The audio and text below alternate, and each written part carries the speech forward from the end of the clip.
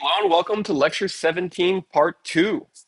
So we saw in Part 1, we were talking about open source project development. And at that part, it was mostly just the project development, things like continuous integration, code reviews, how to use version control productively, um, that sort of stuff. Today, we're actually going to talk about open source. So let's go ahead and zoom to those slides. Uh, and so, yeah. So uh, we talked about documentation in the last lecture as well. So now going to the key point. Why open source, right? Why is that what we should do? Um, as you can see, here's my opinions on some reasons why you should open source your work. This is not, of course, exhaustive. Other people have other reasons that are also compelling. Um, but number one is you actually can help the world with your work, right? You spent the time making this, i.e., you're expending effort to somehow make the world or some other person's experience better. And so wouldn't you want that to be exposed to more people? So here we are in universities as researchers often, so we want to help as many people as we can. Even if you're in a company, um, you can still offer open source code, right? A lot of times we look at their portfolio and realize, you know what, this technology is not our key secret sauce. We can open source this and actually open source this. We'll get additional benefits, such as we'll see in the rest of the slide. Um, for example, the community can improve your code, right? You release it, and it's actually interesting and good. People may have ways to make it better. And that's now all of a sudden effort you're gaining benefit from that you did not expend yourself, right? So yes, you want external contributions that can help fix bugs, improve performance, add functionality, etc. Face it, for career, it's also a great way to raise your profile. I'm always amused by students that get told by recruiters they should have a GitHub, and they say, "Oh, I got to have a GitHub, so I'm gonna go ahead and upload my homework to my GitHub." And that's like any recruiter's any good, though it's not very compelling. But if you actually have legitimate other stuff you've written that's open source, yeah, that's great. Um, Especially if it's commonly used or adopted, that's even better, right? So yeah, if you do a good job open sourcing stuff, you definitely can raise your profile. That's not just posting homework for, that's actually doing something worthwhile. And last bullet point is kind of a silly one, but I'm also kind of mean it seriously, and that is why not? Right? Everyone's like, oh no, I gotta hang on to this. Like, why? What are you hanging on to? Um, Especially in this course, but also in other things, you've benefited greatly from open source, right? You have to work hard in computing nowadays to work in an entirely closed source world, right? Even this, Apple computer I'm lecturing from, although it has plenty of closed source code on it, it also has plenty of open source code on it. And of course, the stack I use for this course is primarily open source, right? So you might as well pay back into what you're already benefiting from. And the reality is, like, even if you want to do a business or patent something, that doesn't mean you can't open source it, right? So most time we write code, we're even thinking about patents or businesses. So in that case, you definitely should open source it. But even if you are thinking about those things, that just means you have certain considerations when you pick a license. Doesn't mean you can't open source it. So you should open source a lot of things. And fortunately, that's the trend the industry's taking, right? I remember years ago, people were surprised to hear, people like Facebook, then Facebook, now Meta, was open sourcing a lot of their key technologies. And the reason why they said very bluntly is, our advantage isn't our technology, our advantage is our network, right? So we might as well get our technology out there and see who can, help us with it. And for example, they released the Open Compute Platform (OCP), their hardware specs, and that's become widely adopted. And they've benefited from that wide adoption. It's helped reduce their data center costs by open sourcing that. So, um, yeah, you should really open source your work. Okay, so what makes an open source project interesting or good? Um, well, here's my personal take on that. Number one, need to do something useful. Useful, of course, is many different definitions, interpretations, but fundamentally, if it doesn't solve a problem people have, they may not see the use, right? So that's underappreciated. Also, people build very specific things, and then they get to this point when no one uses it, and it's like, well, you had a very unique problem specific to you, and it's good you open sourced it, but it was very much unique to you. Um, of course, being correct is helpful. We talked about testing and why testing isn't just for you to make it correct, but we also have ways for people to make sure your thing is correct from the outside and contribute back. Documentation, we just talked about that. A little publicity doesn't hurt. So whether it be social media, you put some buzz out there, whether it be putting on a site like GitHub, which naturally is designed to kind of have things get shown around and displayed. And then of course the key last bullet point is it needs to be available with an open source license.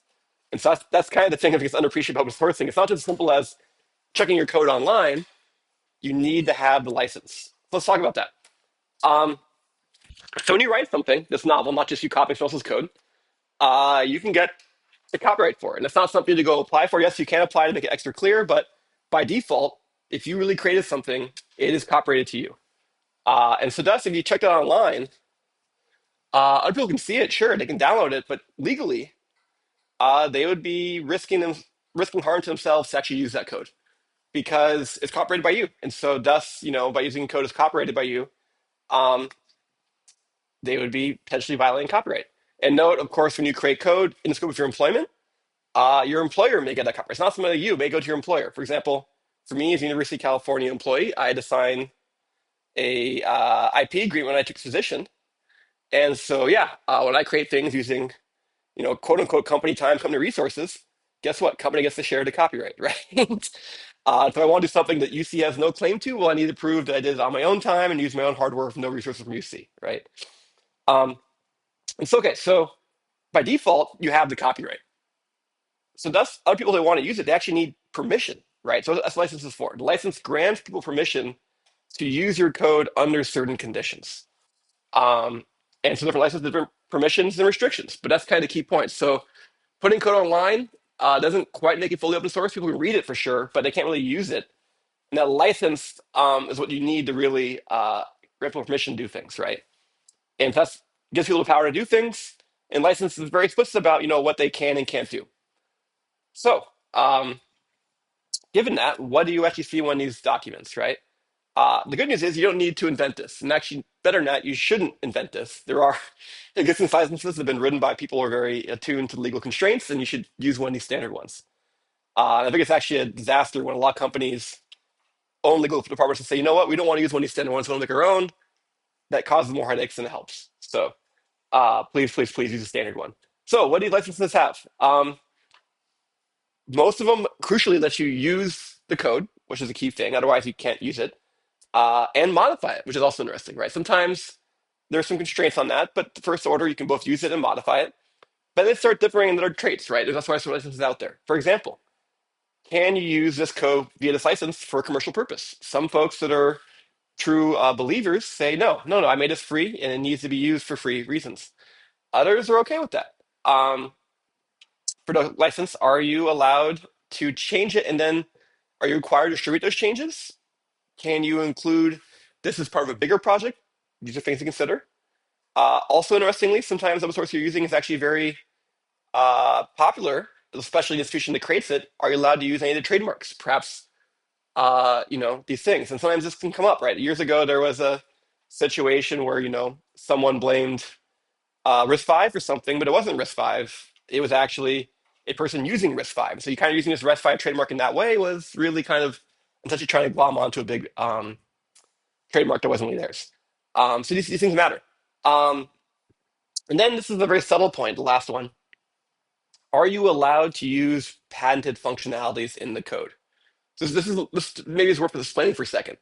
So uh, you can think of code like writing a novel or a movie or something, right? So like that is prose and is in its original form or slightly modified, it's still the same thing. So that's why it's copyrighted. So if you use that inappropriately, you're breaking copyright. A patent does allow you to patent an idea, right, or a method. And so as a result, someone can patent something. You can write code on your own from scratch, but if it falls into under the what's covered by that patent, you could be infringing on that patent. So thus, when you have open source code being chucked out there, there's actually two vulnerabilities for someone trying to use it. There is the thing the license grants you, which says, hey, I am giving you open source permission to use this code, and thus you're not going to be charged with copyright infringement. However, if that code implements functionalities that are patented, you could be liable for patent infringement. And thus, some licenses have an additional clause in there to say, hey, guess what? If you use this code in the ways we specify, you will not be charged with patent infringement for patents and for the code included in here. Doesn't mean you can't use patents for anything you want in the project. This means if you use this library the way it's intended, the way we specify, any patents included within it, you're safe. And so it's something a really subtle point, but this is something that lawyers spend a lot of time thinking about, and sometimes these big code bases and this comes up. So we'll show some examples in a second, but any questions so far? Okay. So, what are some common licenses? The most common ones you may see for a lot of projects that are very permissive, meaning you can do a lot of things, are BSD and MIT. So these originally came from universities. So BSD stands for Berkeley Standard Distribution. It came from the original open source Unix. MIT, of course, comes from MIT. So these are great for academic projects, right? They're very permissive. Let people do basically whatever they want. They can download the code, they can modify it, they can use it in commercial projects. They are not necessarily required to distribute any changes. Um, it's really good, and I recommend this hardly because the other ones are more restrictive in some ways, and so why put yourself in that position? Um, GPL has gone through three different versions. Today, I'm talking about GPL v3, which is one of the more restrictive ones, actually. So, um, as a result, because of the restrictions, in other words, because you use GPL v3, it's copyleft, meaning other code gets pulled into it inadvertently. A lot of large companies actually don't allow GPL v3 codes into their projects because they're afraid of tainting their projects.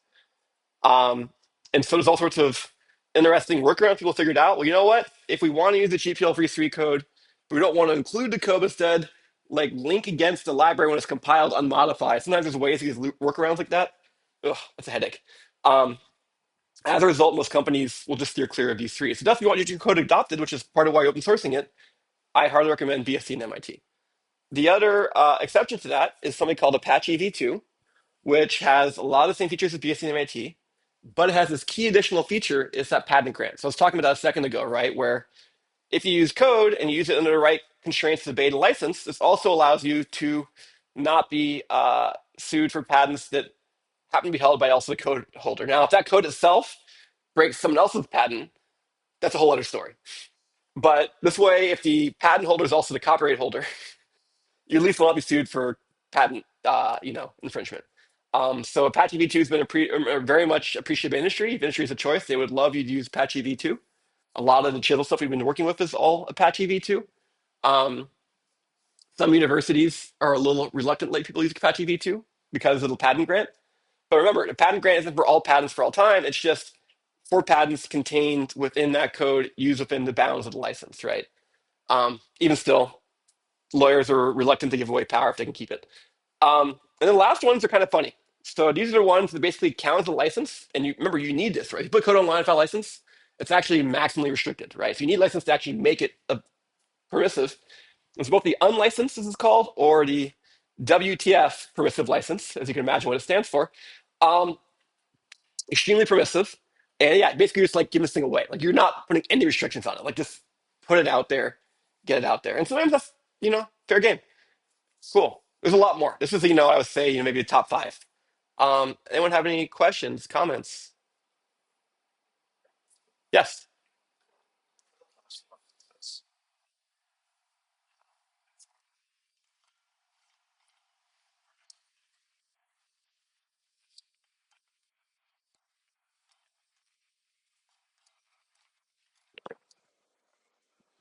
That's interesting feedback, and I don't have enough information to answer that question. So to repeat it for the recording, the suggestion was that some have said license is too broad and underspecified, and as a result, companies are afraid of it because they don't feel they've been granted enough power. That's a good concern. I've not actually read it myself, so that's a good question to bring up and double check. Like I said, historically, BSMAT are very commonly used as robust, legally tested things. Even BSD, there's like a three-clause BSD versus a four-clause BSD.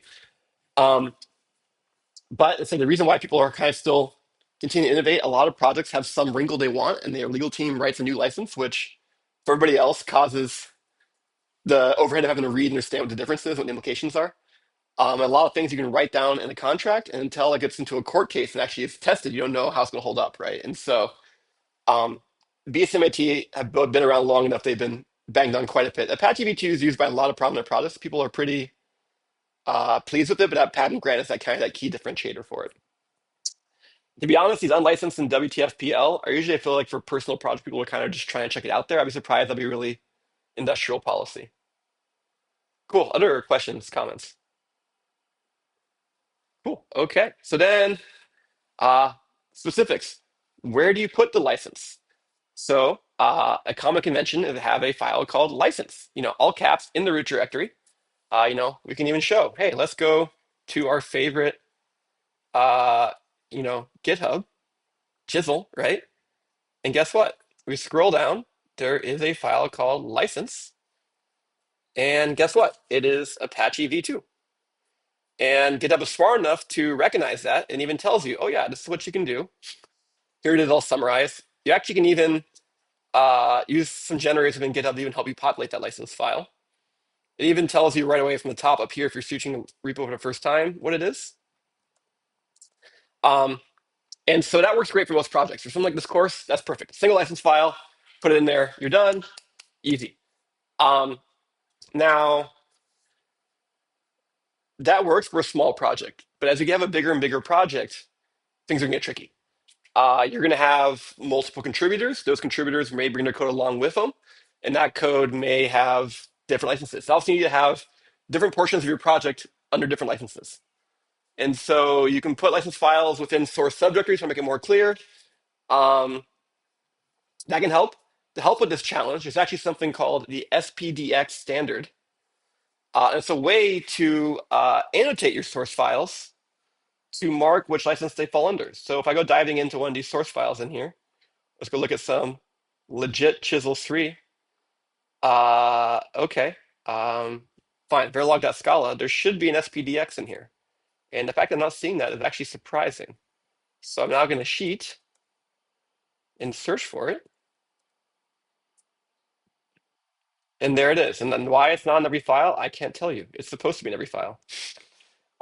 This is what you're supposed to see on the top of a file. It's a certain format. And the idea of this format is machine readable. In other words, you tag the file, hey, this file is given this license. And that way, someone has automated tools to crawl through it can tell you what's going on. Because like I said, you have a large project. You're going to depend on a lot of different other projects. You have a lot of dependencies, right? And you need to crawl through all your dependencies and make sure your intended usage scenario is compatible with those licenses, right? And so you actually need to use tools like crawl your dependencies, crawl all their source to make sure it's all going to come together in a way that makes sense. So people are mostly checking to make sure it's not GPL v3, but whatever constraints you might have. But this matters, right? So, for example, if you're like me using a Mac, a lot of the command line utilities kind of got frozen in time in 2006, right?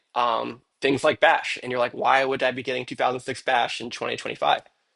The reason why is that's when they changed from GPL v2 to GPL v3, and Apple was not willing to take that leap.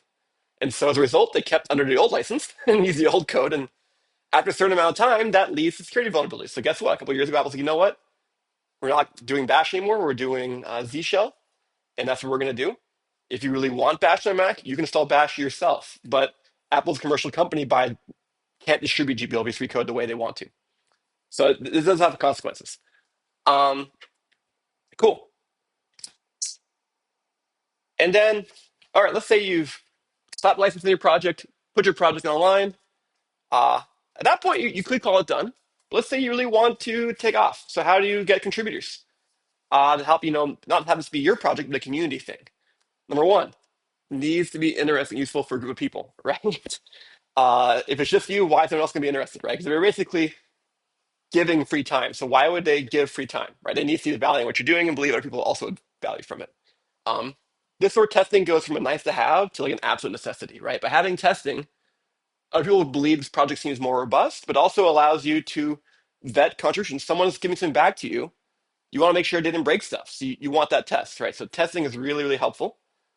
Of course, documentation isn't just for you. You wrote the code. You probably know how it works. Documentation is for other people, but those other people could be things like future contributors, so they could really benefit from it. This is another one that's underappreciated: responsiveness. So, hey, if someone opens up an issue or pull request on your repo, how fast do you respond?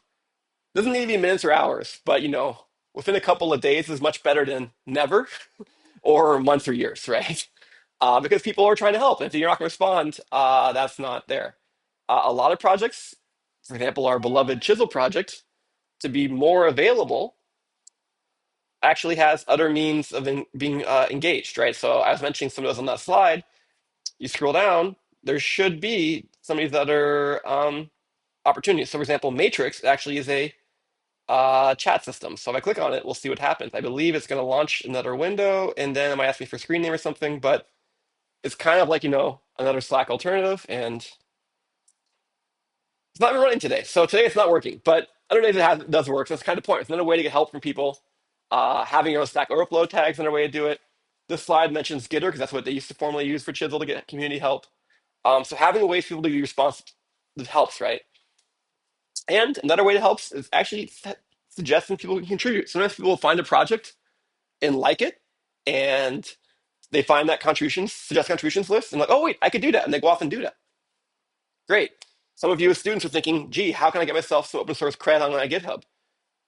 How about finding projects you find interesting? And if you see one of those suggest contributions things and actually do the suggested contributions, hey, you just helped out.